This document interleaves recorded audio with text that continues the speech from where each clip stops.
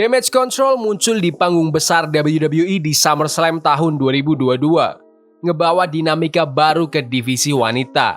Trio Bayley, Io Sky, dan Dakota Kai punya semua yang dibutuhkan untuk mendominasi lanskap WWE. Debut mereka menghasilkan banyak perbincangan dengan para fans yang ingin melihat bagaimana WWE akan memanfaatkan potensi faksi yang baru ini. Namun, meskipun awalnya itu menjanjikan, keputusan booking dari WWE mulai melemahkan grup itu, hilangkan momentum dan potensi mereka. Meskipun mereka ini bangkit di tahun 2023, tapi sekarang WWE sekali lagi sia-siakan kesempatan kedua untuk mengukuhkan Damage Control sebagai kekuatan yang dominan. Di video ini, kita akan ngebahas bagaimana WWE udah salah menangani Damage Control. Bukan hanya sekali, tapi 2 kali.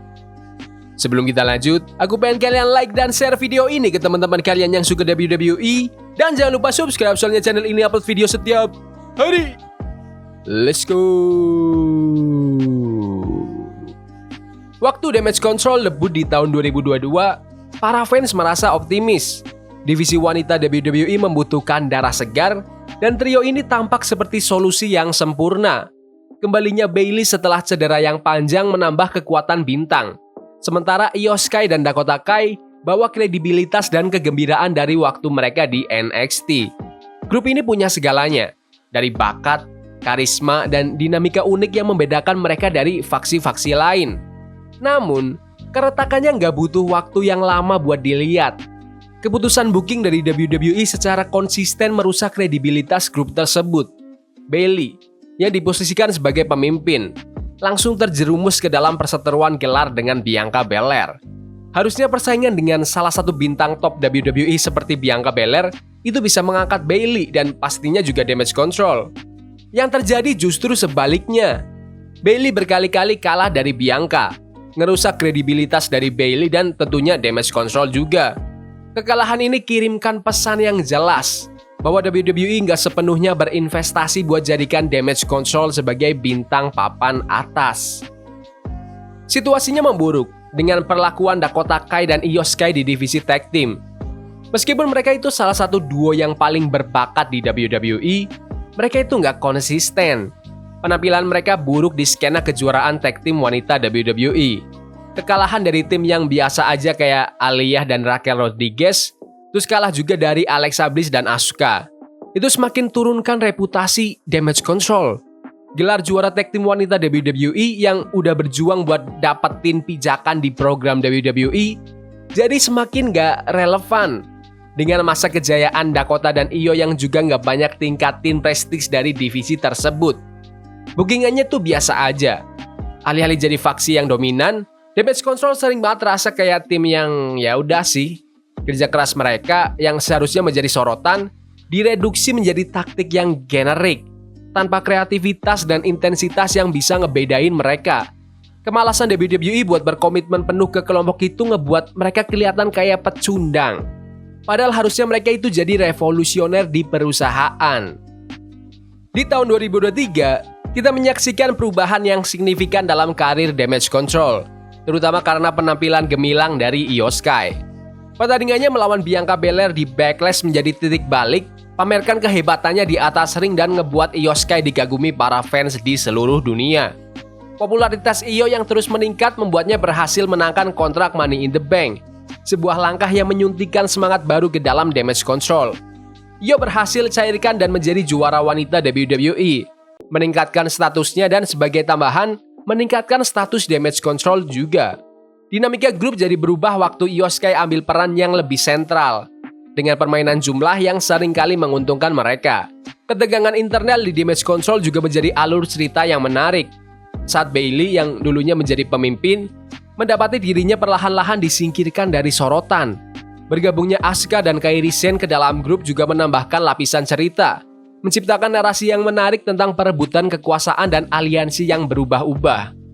Alur cerita ini mencapai puncaknya di WrestleMania 40 saat perseteruan antara Io Sky dan Bayley memuncak dalam pertandingan yang sangat dinanti untuk memperebutkan kejuaraan wanita WWE. Persiapannya sangat intens, dengan para fans juga menantikan hasilnya. Pertandingan itu sendiri mencuri perhatian, menunjukkan mengapa kedua bintang ini dianggap sebagai yang terbaik di bisnis. Untuk sesaat, sepertinya WWE akhirnya menyadari potensi dari Damage Control. Namun, hasil dari WrestleMania menceritakan kisah yang berbeda. Meskipun Bayley menang, kekuasaannya sebagai juara wanita WWE itu tidak begitu mengesankan. WWE gagal memanfaatkan momentum yang dihasilkan dari pertandingan WrestleMania-nya. Pengembangan karakter Bayley jadi terhenti dan perseteruannya nggak ada intensitas atau kreativitas sama sekali yang dibutuhkan untuk buat para fans jadi terlibat.